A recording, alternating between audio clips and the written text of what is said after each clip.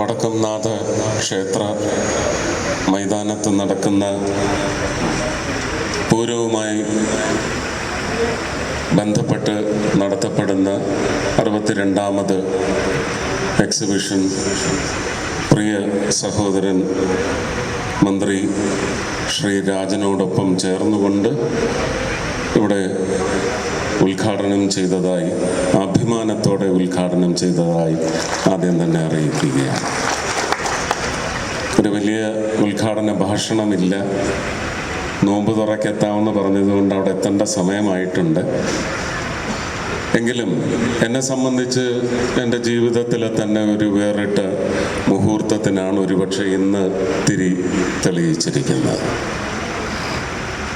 അതിൻ്റെ പിന്നിലെ ഒരു അഭിമാനത്തിൻ്റെ അളവ് എത്രയാണെന്ന് എനിക്കളക്കാൻ സാധിക്കില്ല. പക്ഷെ നിങ്ങൾക്കെല്ലാം ആ അളവും അതിൻ്റെ വലിപ്പവും എല്ലാം മനസ്സിലാവും. ഞാൻ പ്രാർത്ഥിക്കുകയാണ് വടക്കുംനാഥനോടും പാറമേക്കാവിലമ്മയോടും തിരുവമ്പാടി ശ്രീകൃഷ്ണസ്വാമിയോടും എല്ലാ ഉപക്ഷേത്ര മൂർത്തികളോടും സർവദൈവങ്ങളോടും പ്രാർത്ഥിക്കുകയാണ്. അതിമനോഹരമായ ഒരു പൂരത്തിന് ഒരുപക്ഷെ വിളംബരം കുറിക്കുന്ന ഒരു തിരിതെളിയിക്കൽ ചടങ്ങാകുന്ന അതിന് വേണ്ടി ഒരുങ്ങിയ മുഹൂർത്തമാവണേ ഇത് എന്ന് പ്രാർത്ഥിച്ചുകൊണ്ട് സദസ്സിലെ എല്ലാ സഹോദരങ്ങൾക്കും വേദിയിലെ എല്ലാ വിശിഷ്ടർക്കും മന്ത്രി Shri Rajan, Shrimati Bindu, Cochin Devaswom board president rose ചേച്ചി, പ്രിയപ്പെട്ട മേയർ തുടങ്ങിയ എല്ലാവർക്കും, ഒരുപക്ഷെ ഇവിടെ ആദ്യം സ്വാഗത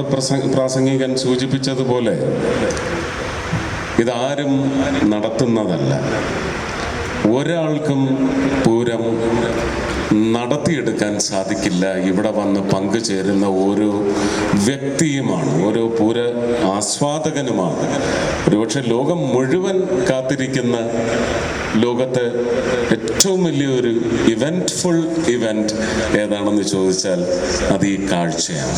കാഴ്ച എന്ന് പറയുമ്പോൾ ആചാരത്തിൻ്റെ പേരിൽ കൃത്യമായി എല്ലാ ക്രമങ്ങൾക്കുള്ളിൽ നിന്ന് കളം വരച്ച് നടത്തുന്നത് പോലെ നടത്തപ്പെടുന്നുണ്ടെങ്കിലും സർവ ലോകൈകരുടെ സന്തോഷത്തിലേക്കും ആനന്ദത്തിലേക്കും ചെന്ന് ട്രാൻസാക്ട് ചെയ്യപ്പെടുന്ന ഒരു വലിയ ഉത്സവം. അതിന് ഒരുപക്ഷെ അനേകം കാര്യകർത്താക്കളിൽ ഒരാളായിട്ട് ഉത്തരവാദിത്വം ഏറ്റുകൊണ്ട് ആദ്യത്തെ പൂരത്തിൽ പങ്കെടുക്കുന്നു എന്ന് പറയുന്നതിൻ്റെ അളക്കാൻ പറ്റാത്തത്രയും സന്തോഷത്തോടെയാണ് ഞാൻ ഈ വേദിയിൽ നിൽക്കുന്നത്. മറ്റുള്ളവരെല്ലാം ഇതിൻ്റെ അവകാശികളാണ്.